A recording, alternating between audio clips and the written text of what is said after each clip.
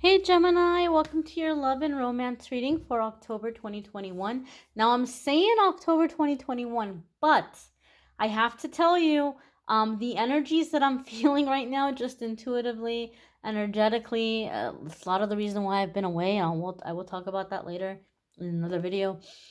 Um, the energies are going to be around for a while. Okay, I'm not skilled in astrology. I can't give you the breakdown of the planetary returns and the retrograde we've been experiencing and the full moon we're coming into. I follow it. I take in and absorb what I can from astrologers that I follow, but I'm not going to try to teach you astrology.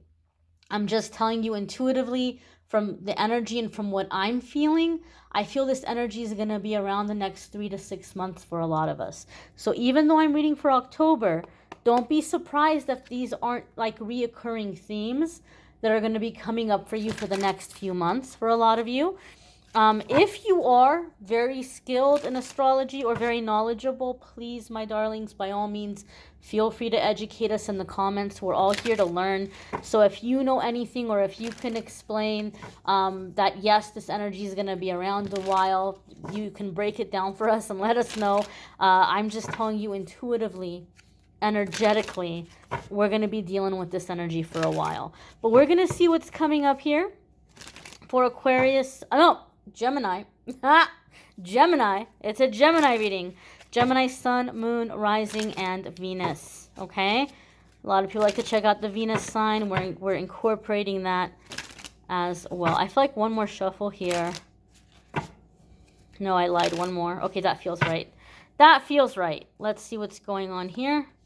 Gemini, Sun, Moon, Rising, and Venus. The first card coming up, my darlings, is the Nine of Swords. So there might be some anxiety here. There might be some fear here.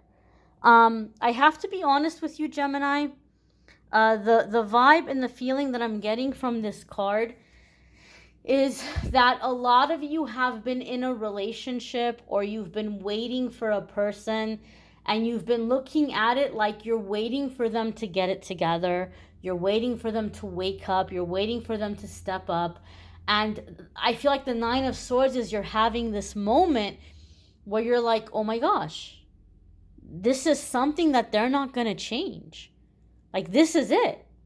They're doing their best right now. And some of you are feeling like you're in a dilemma. And you're like, okay, I got to either accept this about this relationship and this person, or I'm going to have to make a decision to move on. I'm going to have to make a decision to close the door or break up with them, like move on. I'm going to have to either accept this or move on. And I feel that for some of you, both of them feel scary. Both of those options seem terrible to you. And you're like, what do I do? What do I do? What do I do? Those of you that you're already in a committed relationship with this person, you may be with someone that people told you. They were like, Gemini, I don't know about this one. I don't know. They seem like they got their claws in you, or I don't know if I trust their motives. And, you end up with this person. I give it 6 months, like you might have had people that were telling you from the beginning, don't get involved with this person. But you saw their full potential. You're like, you know what? This person has a good heart. This person's been through a lot. This person cares about me. And, they just don't see this person how I see this person. And you went for it. And now you're feeling anxiety. And you're like, well, now I can't leave. Because if I leave, everybody's going to be like, I told you so. I told you so, Gemini. But that's not the right reason to stay in a relationship. Okay, it's not nice for you. It's not right for you. It's not loving for you. And at the end of the day, other people's opinions don't matter, right? Let them say, I told you so. That's fine. You don't have to stick around and listen to it. Don't put yourself through torment simply because you don't want someone to be like, I told you, Gemini. That's not the right reason to stay. Nine of Swords, also, some of you who are single, you may be beginning to freak out a little bit. You might be like, what if it never happens for me? What if I never find love? It just doesn't seem to work out. Maybe one of my exes put a curse on me. Maybe somebody is jealous of me and they did some kind of thing like to freeze my love life. And maybe I don't have any control. Maybe it doesn't matter how much I work or how much I heal myself. Maybe it's never going to happen. And I feel some of you have anxiety around your love life. Okay, whatever it is, if you're single and you're worried it's never going to happen, or you've been holding the door open for somebody and you're like, they're never going to come around the way I need them to, they're never going to change the way I need them to, or you're in a relationship where you kind of want to leave but you're scared what people are going to say, you have a lot of fear. You have a lot of fear, and a lot of you are taking this in a very personal way. Like, it says something about you as a person. It says something about you as a person that you're in this relationship with this person. It says something about you as a person that this person you're waiting for isn't turning around, isn't stepping it up. Or it says a lot about you as a person that you're single and you're, this many years old or whatever, right? You have to surrender this. When the 9 of Swords comes up, it's the worst kind of fear, because the things that you're scared about are possible. You're not scared about ridiculous things. Nobody can say, oh, Gemini, that would never happen. Your fears are logical fears. That's the most terrifying part. But the thing about the 9 of Swords is you have to come into surrender. You have to start having a relationship with higher power, with God, with universe, with your angels, with your guides. And you have to say, okay, here's what I can do on my end to feel a little bit more power about the situation. Here's ways that I can lay down layers of safety or layers of protection. But the rest, I have to surrender because I don't have control over the outcome. So thank you, God. Thank you, angels. Thank you, universe, for guiding me, for directing me, for watching over me, and for helping me get through the bumps that might be ahead. And thank you for leading me to the best possible result that is in the best and highest good of all involved, including myself. Okay? It's action meets surrender. You do the best you can and you hand the rest over to God and universe. You're coming into a time where that trust is going to be what you need to get you through the choices, the decisions, and the steps you're going to be finding yourself making in the coming months. The next card here, my darlings, is the 4 of Swords. So some of you may be coming into like a temporary time apart or a temporary separation. 4 of Swords isn't the same as like the 10 of Swords. Now, we're still early on in the cards, so we'll see if we get hit with a 10 of Swords. I don't know. We'll see. We'll see if we get hit with a 10 of Swords. But some of you might be looking at this as like, I just need to take a little break from this person.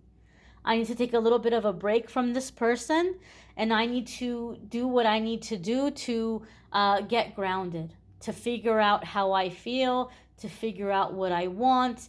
When I see the 4 of Swords come up for somebody, it tells me emotionally, mentally, spiritually, sometimes even physically, this person has put you through the ringer.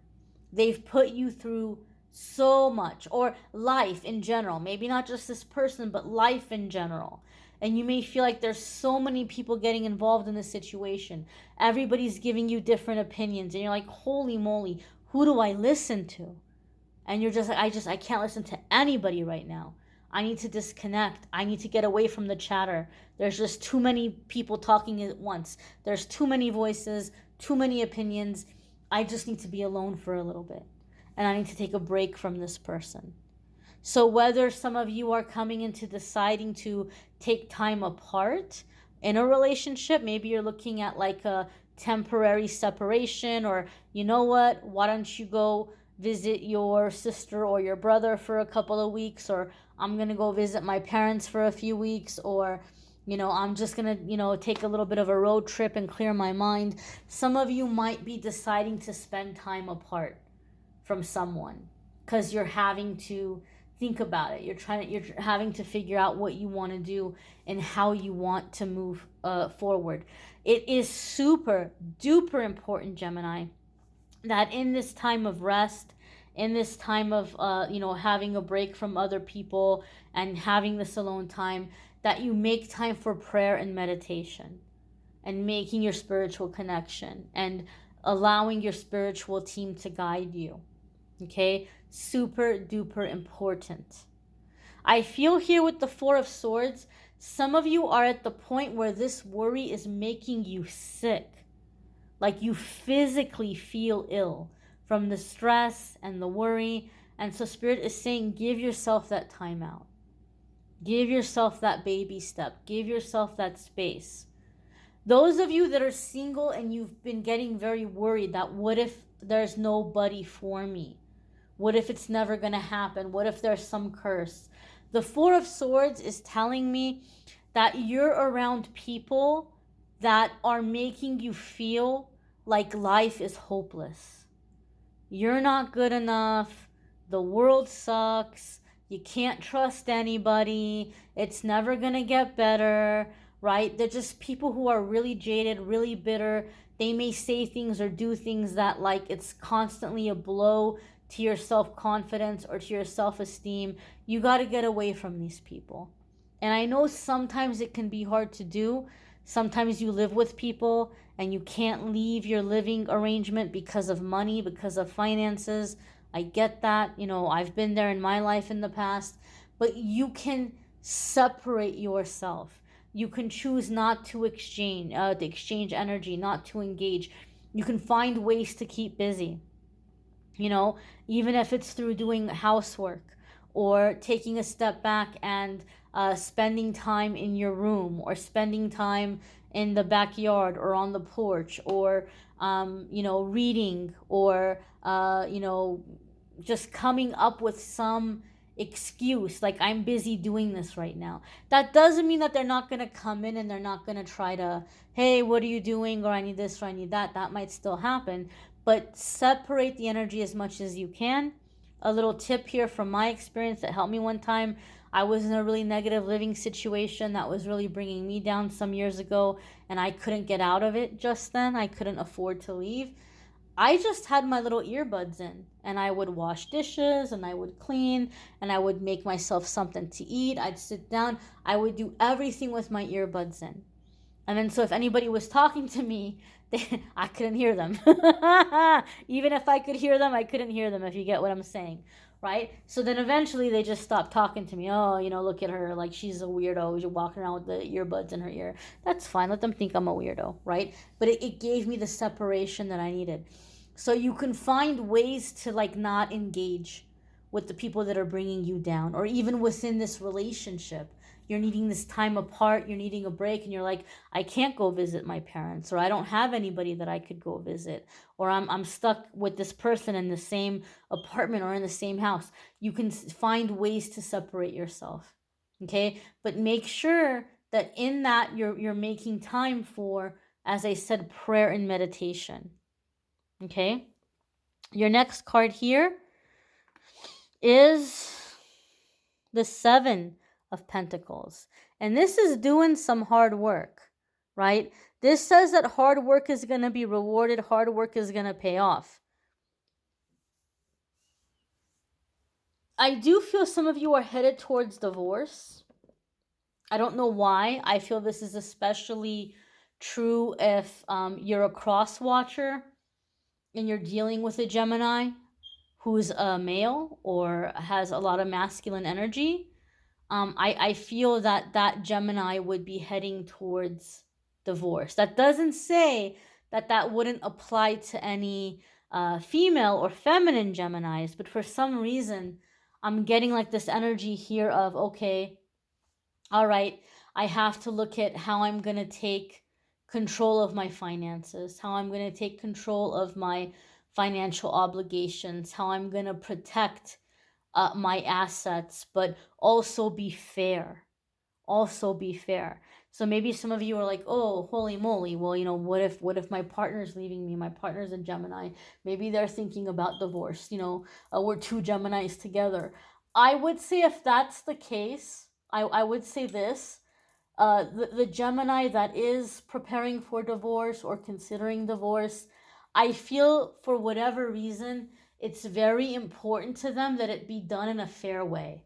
I don't think that this is someone who's like looking to screw you over or put you in a bad situation or stick it to you or hide money or hide assets from you. I think that this is someone that just wants to be sure that this can be done in a fair way.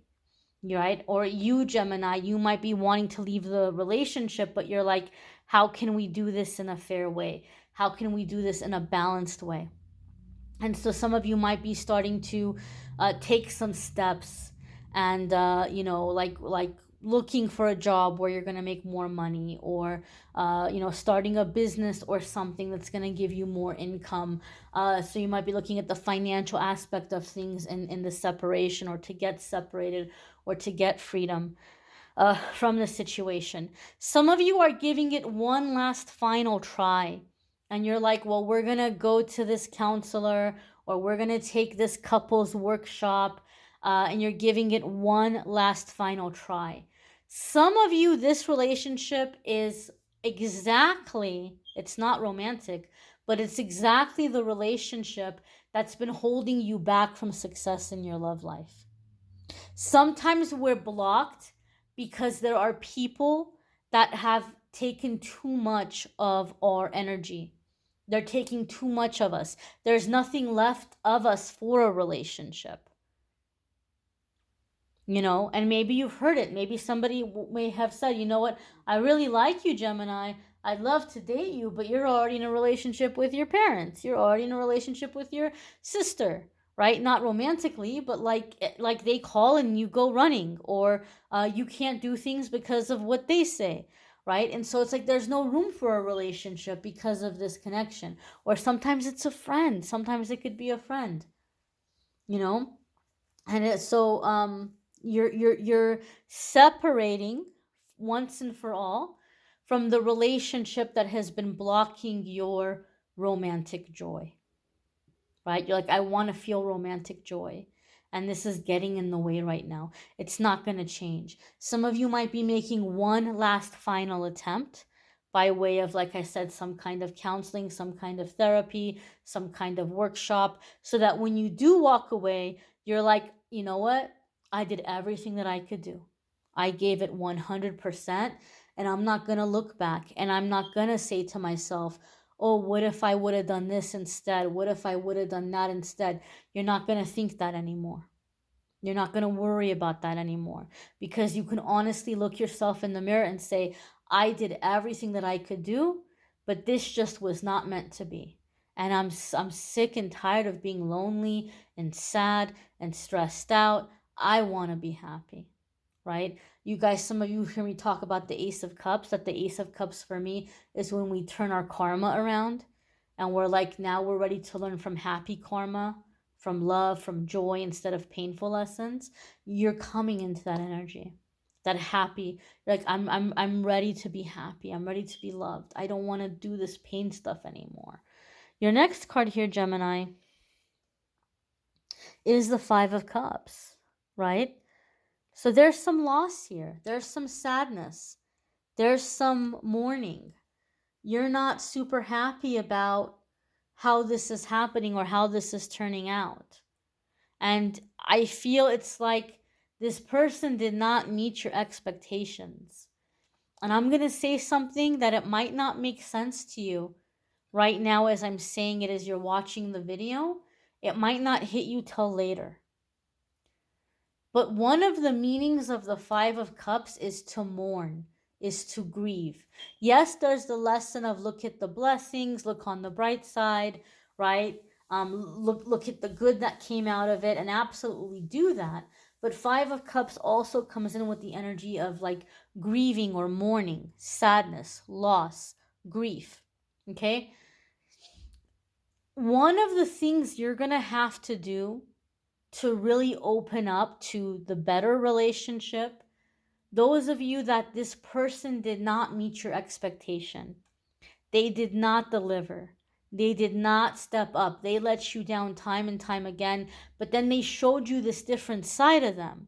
And so you've been hanging around waiting for that side of them to like show up. And that side of them isn't showing up. You're like, what the heck, right? You need to grieve that person, because in some ways it's almost like you're experiencing a death.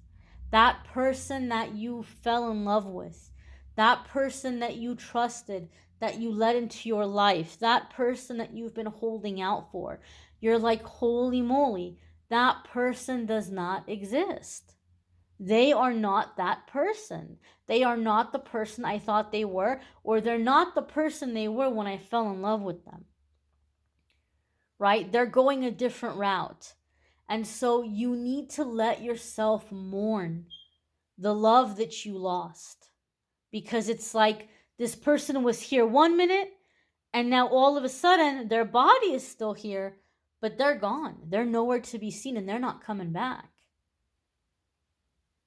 That's terrible. That hurts. That stings. But know and trust that something better is coming. But you have to let yourself grieve the loss of that person. The same way that if they had disappeared physically, you would have to mourn them. You would cry over them, right? You would cry over that physical loss. Or like if they had passed away, you would mourn them for passing away. Some of you have to have like a symbolic little ceremony for yourself, that I'm laying the memory of this person down to rest, and I'm gonna heal, and I'm gonna grieve them, and then I'm gonna move on. But you have to let yourself mourn. I know we sometimes are like, well, I want to be positive, and I just want to look to the future, and I don't want to get caught up on being sad over anybody. I get that. That's wonderful. But at the same time, we have to honor our emotions. If you want true love, if you want somebody who's going to love you, who's going to care about your feelings, who's going to honor your feelings and your wishes and your hopes and your dreams and your desires, you have to honor your feelings first. You can't push them down or say they're really inconvenient and I don't want to deal with them right now. Otherwise, you're going to have partners that are going to act like this is really inconvenient.